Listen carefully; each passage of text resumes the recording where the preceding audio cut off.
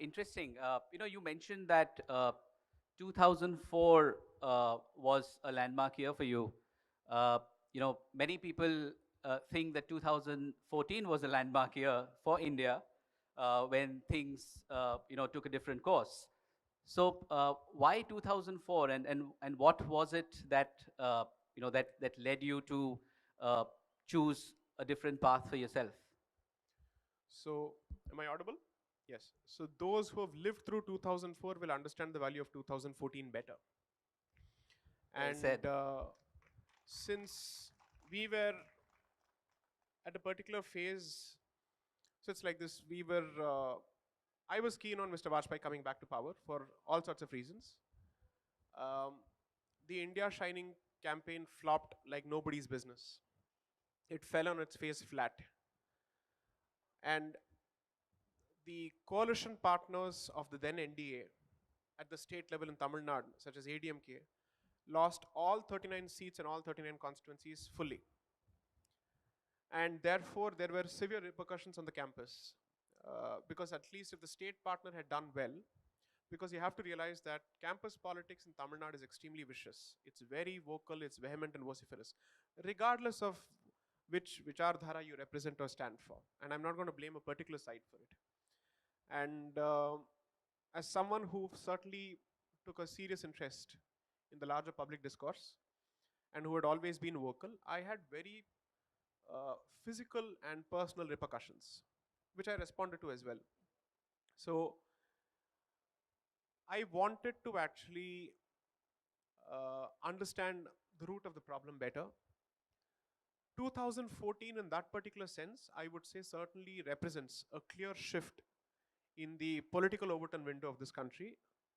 But I've said this before, I don't wish to be the mouthpiece for any political organization because I would rather represent a particular cause than an organization. And therefore, as long as the organization works for that particular cause, I stand by it. But if that's not the case, I'm no more going to be the votary of that particular organization. So my position is very clear. So I'm not an organizational loyalist or a party loyalist in that particular sense. And I don't wish to be attributed with any such motives because particularly when the country doesn't have a decent opposition, which I think is important regardless of who is in power, there must be at least a cross section of people who play the role of the keepers of the conscience. And you can't constantly clap at everything that the government does. I know I'm speaking in Gujarat, I'm very conscious of it. But nevertheless, I think it needs to be said. So 2014, I think, is a very clear shift in the window.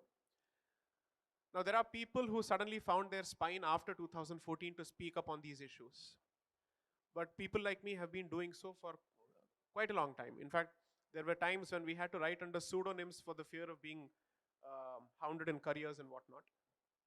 But nevertheless, we came out in the open and we started speaking about these issues because 2011 to 14, I think the churn had already started thanks to what was happening at the central level. Corruption, a host of issues, uh, polarization through appeasement, and so on and so forth. These were issues which had to be verbalized and vocalized. So I think 2014 marks a very clear milestone. I have no problems with it. But I just hope that this discussion with respect to the rediscovery of the roots of this country and civilization isn't limited to scoring brownie points at the political level between two different organizations. It has to be much more meaningful. It has to be more comprehensive. And that means the society needs to take a greater role or play a greater part in this particular awakening movement, is how I would see it. I'm just happy that certain options have opened up for expression of certain opinions which were previously not permissible.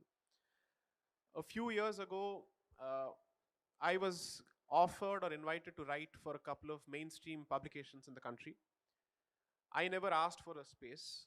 I sent my pieces because they asked for it.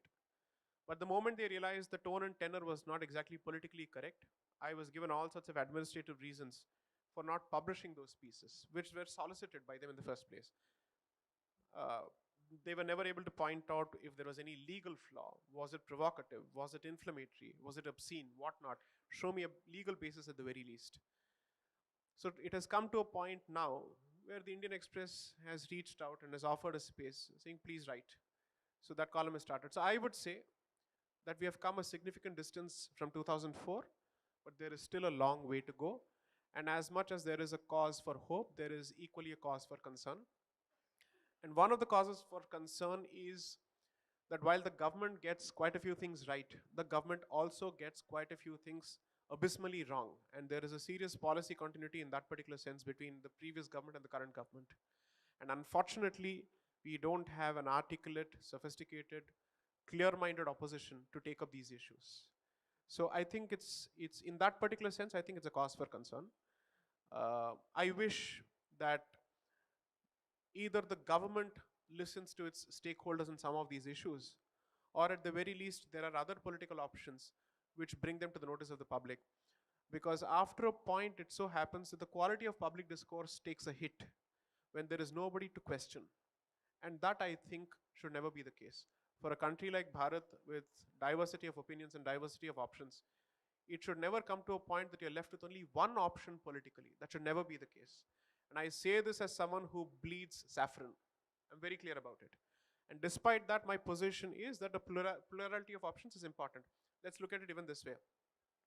For my own ideological goals or whatever it may be, I would rather that everybody bat for my cause as opposed to me being reduced to just going after one particular political option to get the job done.